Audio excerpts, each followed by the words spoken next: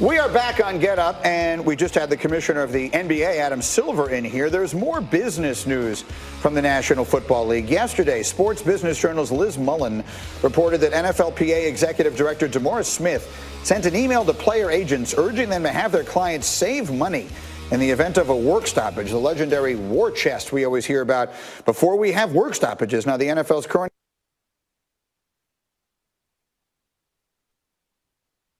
collective bargaining agreement expires after the 2020 season.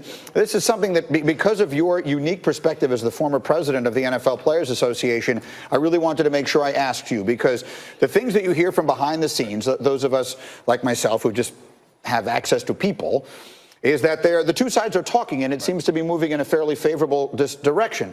So now to get word that all of a sudden here's DeMaurice Smith saying, hey, guys, save your money. We're going to the mattresses, if you will. What do you make from that? I mean, it's something that he has to do. It's in order to send a message to the players and to the owners to let them know that they are preparing for that if that comes. However, several of the players who will be facing the most difficult times during a work stoppage are not yet in the NBA, or excuse me, not yet in the NFL. So no matter what, I think DeMaurice Smith is smart enough to know that the players are incapable of building up enough of a war chest to withstand a war of attrition against the owners. So I think this is more about messaging than it is about strategy. It's important to touch on the fact of, like, the guys who are going to be affected by this or potentially by this the most are the guys that are not in the NFL yet. Right. I was part of the potential strike in 2011. We got this same type of message. And the point is this. A lot of guys in the NFL, especially the younger guys, second, third-year career guys, they really live paycheck to paycheck because you create a lifestyle where you're spending a lot of money. The veterans don't necessarily care too much about a strike. A lot of veterans want it. I was a sixth-year guy. I wanted it because, all right, more time off. But the young kids you get concerned about because they are living to paycheck. And so this is why D. Smith is going, hey, we got to save up money. Back in 2011, every player in the NFL had to put $5,000 into a fund to potentially have that fund there for a young guy who didn't have any more money. He's going, okay, I'll play for cheaper. My concern is this. There's going to be some important things that are going to be part of this negotiation. Like? Players are going to want marijuana taken off the testing. Yeah, and I don't think that's going to be as contentious an issue as you want. No because way. as it stands right now, marijuana testing benefits no one. Essentially, marijuana has kind of been decriminalized in the minds of most people and actually decriminalized in many states. And I think that what happens when a player tests positive for marijuana is they're on the front page.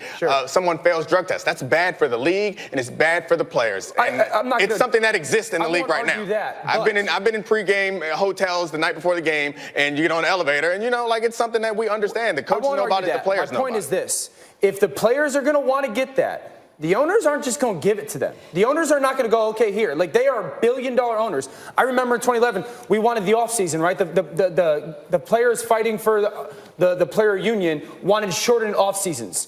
The owners are like, okay, Roger Goodell got power, right? He got power. There is going to be something. The owners are not just going to go, you know what, it's overall bad because blah, blah, blah. I think they're going to give that away. So the owners want that out also, in my mind. So it's not going to, if it comes down to weed or a percentage of the cap, the players aren't going to stand for that. Most players who smoke now know that all they have to do is not smoke for the month of June and test and pass the test during training camp, and then they're good to go. Most players do that, and they do that successfully. So no one's going to be willing to give back any money or anything of consequence in order to get that. Yes, the owners don't want it either. No, they don't. At the end of the day, you guys can fight about this all you want, and candidly, I find it delightful. But I think the one question the football fan has is, are we going to have a work stoppage of some sort in a year and change? I think it'll be unlikely. It's too far out to tell, but I think I'm hearing the same things that you're hearing. I think it'll be unlikely that that'll happen, but we need to pay close attention to the posturing that's going to happen leading up to it. I don't think we will because the NFL is too hot right now. The owners are too smart to know that the game and the league is not as smart as you think. Growing so much right now. We'll see. We'll take a short break here. We continue on Get Up, and I tell you what, we got major star power. Tiger Woods did something absolutely remarkable on the golf course today with Peyton Manning playing with him at the Pro-Am at the Memorial. You'll see it next. Tiger Woods, amazing. Right after this, Get Up on ESPN.